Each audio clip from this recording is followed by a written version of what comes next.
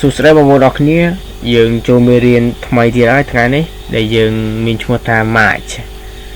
បាទតែកាលណាឮមកហើយគឺមាន man នេះហើយបាទឥឡូវយើងក៏មិនខាត់ពេលតើអ្វីទៅជា March នេះបកប្រែថាជាច្រើនគឺជាចំនួនបរិមាណដែលមានកំណត់បាទដែលយើងដឹងតែច្រើនដែរប៉ុន្តែយើងដឹងមិនច្បាស់លាស់ថាវាច្រើននោះប្រហែលជាប្រមាណបាទយើងមើលWe use March before uncountable noun. We use it in negative and interrogative. បាទយើងប្រើ March នៅខាងមុខនាមរាប់មិនបានបាទដូចខ្ញុំបានបង្ហាញពីវីដេអូមុនហើយតើអ្វីទៅជានាមរាប់មិនបាន We use it in negative and interrogative. បាទយើងប្រើវានៅក្នុងប្រយោគបរិសេធហើយនិងប្រយោគសំណួរបាទឥឡូវម្ដងទៀត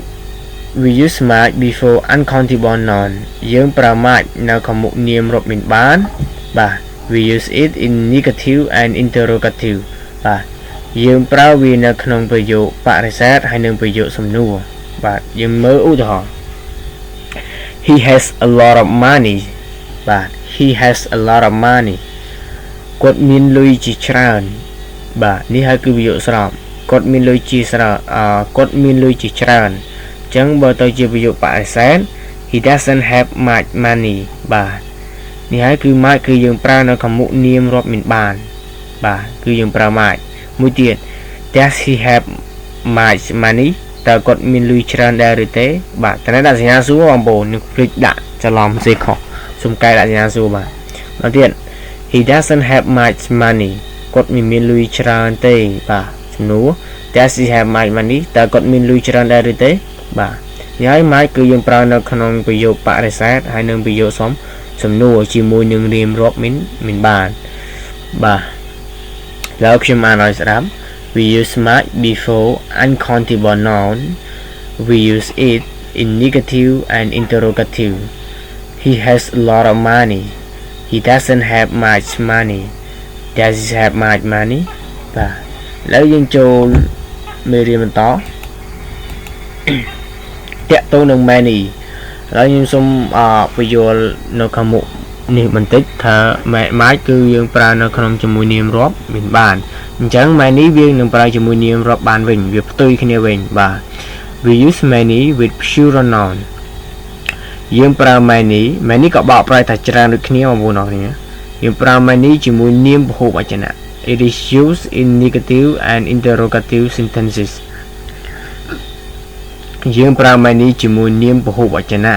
វាគឺប្រើនៅក្នុងប្រយោគបរិសេធហើយនិងប្រយោគសំណួរឥឡូវយើងមើលឧទាហរណ៍ He saw a lot of books He saw a lot of books គាត់បានឃើញសៀវភៅជាច្រើនបាទ He saw a lot of books គាត់បានឃើញសៀវភៅជាច្រើនឥឡូវយើងបង្កើតវាជាបរិសេធ He doesn't see many books បាទគាត់គឺមិនបានឃើញនៅសៀវភៅជាច្រើននោះទេបាទ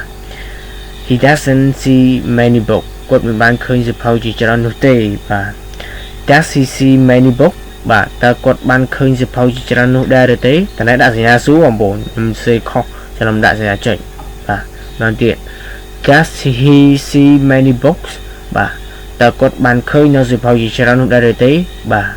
នេះហើយគឺយើងតាក់ទងនឹង many ឥឡូវយើងសរុបមក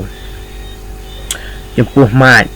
គឺយើងប្រើវាជាមួយនាមរាប់មិនបានហើយយើងប្រើវានាមរាប់មិនបានមែនគឺយើងប្រើវានៅក្នុងប្រយោគបរិសេធហើយនិងប្រយោគសំណួរចំពោះ many វិញគឺយើងប្រើវាជាមួយនាមពហុវចនៈបាទ